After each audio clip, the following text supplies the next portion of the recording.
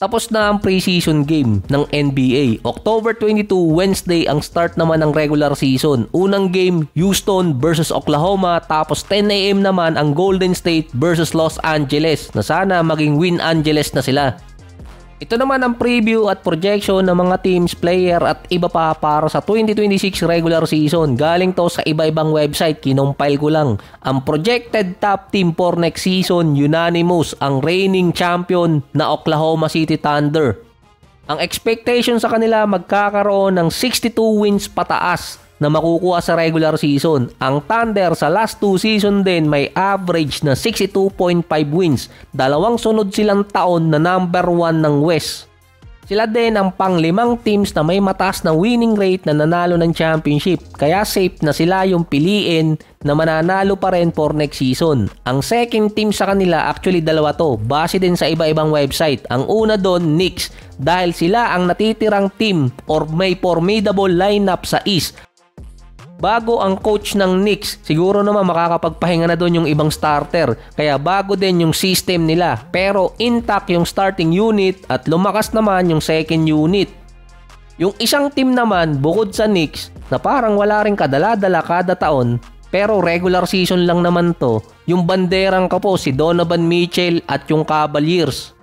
Nasa projection na magkakaroon ang dalawang teams ng 58 wins at sila yung magiging contender din ng kanilang conference. Pero ang paborito namang manalo for next season, Denver Nuggets. Sa last 7 season na iba-iba yung nag-champion, ang Nuggets at Bucks lang ang tanging team na hindi bumaba ng top 6 ng standing since 2019. Ang Bucks nga lang, naging pababa yung trajectory at 3 sunod na first round. Kaya ang Nuggets ang paboritong manalo dahil sila yung isa sa mga top contender na laging consistent. Ang binibigay sa kanila, expected na mananalo ulit sila at papasok ng finals for next season. Dahil nga, posibleng another MVP season na naman ni Jokic. May bago pa ba?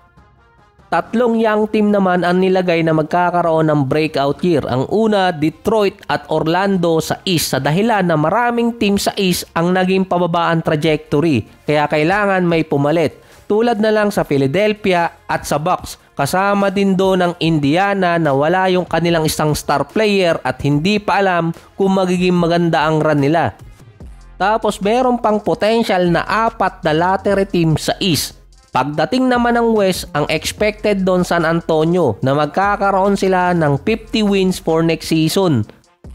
Na malaki ang chance na makapasok ni Victor Wembanyama sa playoffs. Kaso mahirap sa West kasi maraming contender na team doon at maraming beses nilang makakalaban at yung mga contender pa magkakasama sa isang division. So ito naman yung mga projection para sa pwedeng mangyari sa mga notable player or star player para sa 2026. Based din to sa iba-ibang website kasi tinatayaan online yun. Ang una si Anthony Edwards na mananalo ng MVP awards plus 2,500. Hindi siya yung isa sa mga top player na gustong manalo. Dahil ang paborito pa rin si Jokic, SGA, Giannis at si Luka. Dahil walang Tatum, pwedeng umangat si Anthony Edwards. Pero nasa 3.8% probability na makakasama si Edwards sa top 5. Sa ranking pa ng mga best player papasok ng season, pang number 7 si Edwards base sa Bleacher Report. Mas mataas pa ang ranking ni Victor Wembanyama na pang-6 at mataas din ang rate na siya ang iboto para sa mga award. Si Luka naman, first time na maglalaro sa isang season since 2019 nung rookie pa siya na in shape or payat. Revenge season nga daw niya to dahil maganda na yung katawan niya ngayon. Talagang pinangatawan na yung pogi na hot pa. Pero based sa report, mas mabigat si Luka ngayon kumpara nung nakaraang taong nasa Dallas siya. Base kasi sa listahan, nung 2024 training camp sa Dallas, 230 pounds si Luka. Ngayon namang 2025 training camp papasok ng season, nasa 244. Ang paliwanag naman dun, di umano, may bad habit si Luka habang nasa Dallas kaya nung 230 pounds siya, umakyat ng 260 pounds si Luka nun. Yung ba namang laklakan ng laklak ng serbesa after ng game talagang tataba ka nun. Parang ang laging mana si Luka nung nasa Dallas pa siya habang dumadaan yung season. Parang iba rin yung hangin sa US eh. Kapag bumabalik ng Slovenia si Luka, gumagaan yung timbang niya. Pero kapag papasok na yung season at bumabalik siya ng US, biglang bibigat ulit. May report pa noon na umabot si Luka mula 260 hanggang 270 pounds na doon ang nagkaroon ng point na i-trade siya ng Dallas, lalo na si Nico Harrison. Parang may tama naman si Nico Harrison doon. Depende na lang sa pagkakaintindi nyo kung anong klaseng tama yon. Dahil nung naglaro si Luka ng off-season sa Eurobasket, mula kasi sa 260 or 270, bumagsak ang timbang niya sa 229 to 230. Yun ang listed weight niya sa national team. Last August lang yun. Nasa target weight si Luka katulad nung nasa Dallas last year. Pero pagpasok niya ng training camp sa Lakers mula 230, bigla siyang umakyat naman ng 244. Kaya masamang pangitain yon para sa Lakers at dito kay Luka na hindi man lang niya na-maintain yung nasa 230 pounds until training camp bago sila officially timbangin ulit. Dahil hindi alam kung mamimaintain ni Luka ang 244 pounds until matapos yung season. Dahil kung magdagdag siya ng 6 pounds, 250 agad doon si Luka. Critical level agad ang weight niya. Konti na lang ang buffer sa timbang niya last season na 260. Hindi naman kasi problema kay Luka kung mataba siya or chubby lang. Dahil European player siya. Kahit anong timbang niya, mag-a-average pa rin siya ng 28 points, 8 rebounds, 8 assists, 46 and 35%. Imbes kasing gawa ng bagay na system para kay Luka yung team, parang nire-ready pa siyang mabingwit ng Kardashian. Si Nikola Jokic nga nag-gain ng timbang pero hindi masyadong nai-injured dahil European style ang meron silang dalawa ni Luka, hindi American style na more on athletic.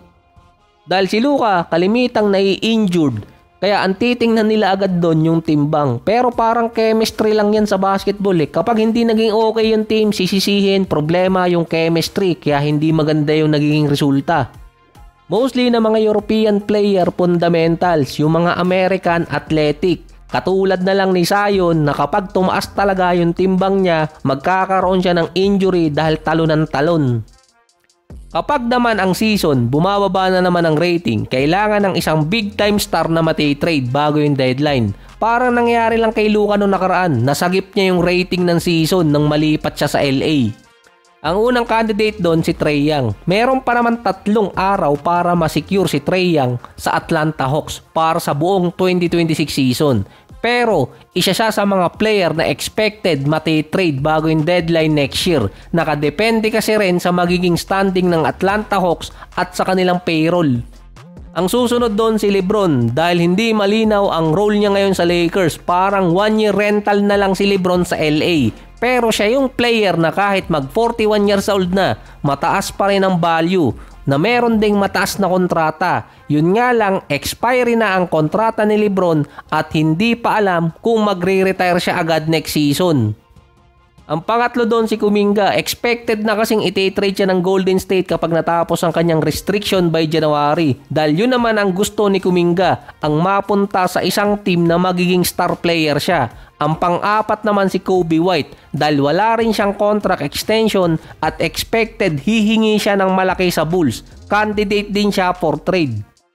Pero ang biggest target ng mga teams at babantayan nila depende sa magiging resulta ng kanilang mga games ay yung Milwaukee Bucks bago dumating ang December 15 dahil kay Giannis. Sinabi na ni Giannis na kahit na-sign na ng Bucks si Alex, yung utol niya hindi pa rin makakaapekto sa kanyang desisyon na gustong maglaro sa isang winning team. Binanggit din ni Giannis na until next off-season mag-iintay siya at kung ano ang magiging desisyon niya. Pero maraming teams ang nagre-ready na para makuha siya via trade. Wala na kasing maibibigay ang Bucks na star player kahit magparinig pa siya. Naubos na dahil sa kakamiting nila.